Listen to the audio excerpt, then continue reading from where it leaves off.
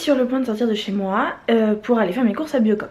Et je me suis dit que j'allais filmer mon retour des courses et filmer, te montrer ce que j'achète pour moi pour manger une semaine à Biocop. Qu'est-ce qui m'a donné cette idée subitement? C'est que hier je suis tombée sur une chronique de Guillaume Hern sur France Culture qui comparait, donc ce que je vais te faire c'est un grocery haul, c'est juste on montre ses courses.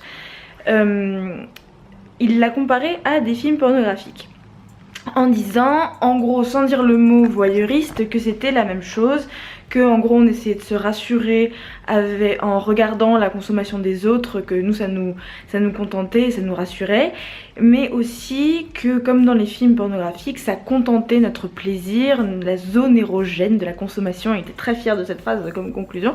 J'ai trouvé cette chronique très pauvre. Le but d'une chronique c'est d'être courte et synthétique et cassante et satirique, etc. J'ai trouvé que c'était très limité quand même. Bon, pour une critique non c'est bien, mais quand on réfléchit un peu plus aux grocery hauls, aux courses, et c'est un peu plus complexe que juste du voyeurisme, je pense. Moi ce que je pense c'est que cette mode sur YouTube de poster beaucoup de sa vie quotidienne et de poster beaucoup de ces choses du quotidien que on ne voit pas forcément. Effectivement, il y a un côté voyeur, mais je ne pense pas que ce soit un côté qui soit négatif sur ce point-là, parce que c'est du 1 à 1, c'est de l'individu à l'individu. C'est-à-dire que la consommation ne passe pas par de la pub, elle ne passe pas par du marketing, elle ne passe pas par des grandes entreprises qui te disent quoi acheter en te disant que c'est la meilleure chose. C'est même pas uniquement voyeur, ça peut être aussi militant, puisque moi j'ai envie de te montrer que manger bio c'est pas compliqué. J'ai beau t'aimer beaucoup, petite France Culture, fais attention aux jugements élitistes et à rester tout le temps sur ton piédestal pour juger comment fonctionnent les manières de consommer qui changent et qu'est-ce qui se passe sur YouTube. Je pense que tu as fait un raccourci très rapide dans cette chronique, et donc je te conseillerais, pour un traitement un petit peu plus complet de ce qui se passe aujourd'hui sur internet et de comment consomment les personnes et de comment les gens s'informent, je te conseillerais d'être un petit peu moins critique sur YouTube et de porter un peu moins facilement un jugement élitiste sur la question. J'ai du mal à formuler mon propos parce que je ne l'ai pas préparé.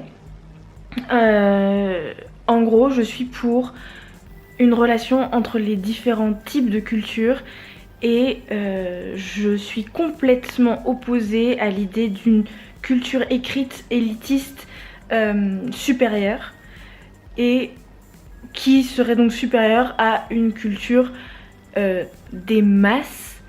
Je ne comprends pas ça.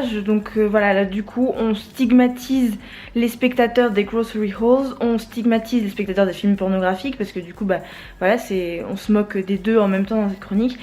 Je trouve que c'est très réducteur et c'est juste passé de mode quoi, faut avancer. Du coup je te pose ici et je reviens avec mon sac de courses et on déballe tout ça ensemble, ok?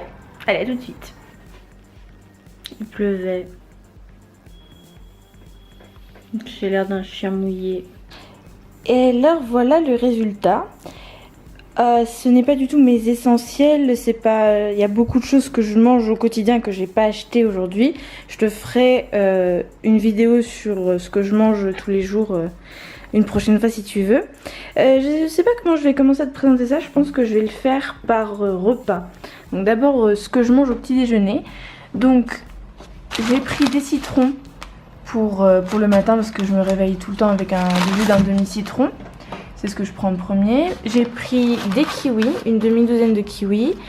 J'ai pris ça parce que j'ai décidé de manger vegan et sans gluten le plus possible. Donc là, toutes les courses sont vegan et sans gluten. Donc j'ai pris ces tartines là qui sont délicieuses et qui vont avec le sucré comme le salé pour le matin et pour remplacer le pain. J'ai acheté mon bébé, ça fait une éternité que j'en ai pas mangé, s'il veut bien focus dessus.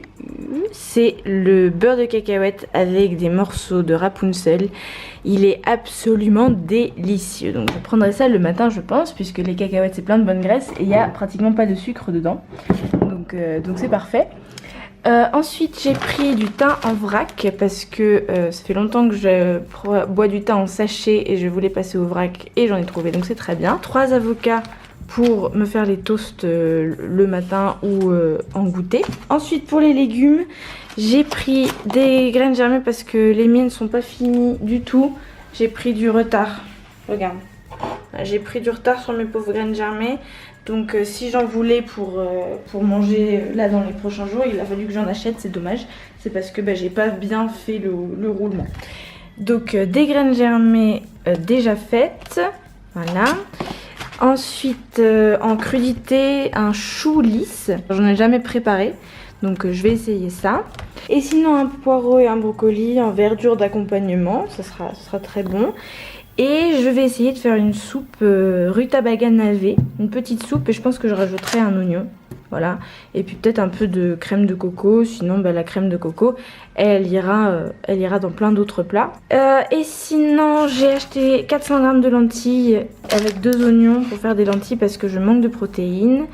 Donc je vais me faire des lentilles là incessamment sous peu. Et sinon j'ai acheté ce houmous qui est absolument délicieux. Mais c'est une tuerie ce houmous. Il est absolument délicieux. Donc si tu veux le tester, moi c'est mon grand bébé. Et sinon en plat tout préparé pour vraiment quand je prends pas beaucoup de temps parce que je suis quand même une flemmarde. J'ai pris 2 galettes de polenta, épinards et noisettes. Et des gnocchis à poêler qui sont mes bébés d'amour que j'adore et que je mange absolument tout le temps. Si je pouvais manger tous les jours, je pense que je serais une femme heureuse. Voilà le résultat. Donc je vais manger ça, ça va me suffire. Pour moi toute seule dans la semaine, c'est largement suffisant. Bien sûr, j'ai des choses dans mes placards, j'ai des féculents dans mes placards. Mais mon but donc cette semaine, c'est quand même de manger au maximum sans gluten et végétalien. Je pense qu'avec ça va beaucoup m'aider, tout ce que j'ai acheté là. Parce que je vais éviter du coup les pâtes, je vais éviter le pain, je vais éviter le fromage, tous les gâteaux préparés qui ont des œufs dedans ou de la farine de blé. Je vais faire ce que je peux pour ne pas céder au magnum aux amandes qui m'appellent dans le congélateur absolument tous les jours. Voilà, dis-moi si ça t'a plu. Je ne sais pas, je fais un test et puis en fait c'était un peu une réaction par rapport à France Culture. Je voulais faire une forme de réaction pacifiste. Donc j'attaque les gens à coups de poireau et de rutabaga, voilà. Ah oui, et toutes ces courses là, ça m'a coûté 42 €. C'est bien sûr un peu plus cher que si je faisais mes courses à Carrefour. Pour 42 €, donc je tiens toute la semaine.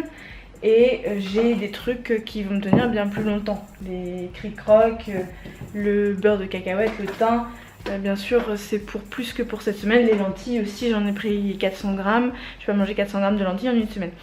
Donc voilà, c'est les courses pour la semaine. Je pourrais t'en refaire si tu veux, donc mets-moi un pouce si la vidéo t'a plu, que je sache si tu veux en voir plus souvent. Moi je vais aller voir comment on mange le chou lisse, si ça m'intéresse. Et je te fais un gros bisou et je te retrouve la semaine prochaine.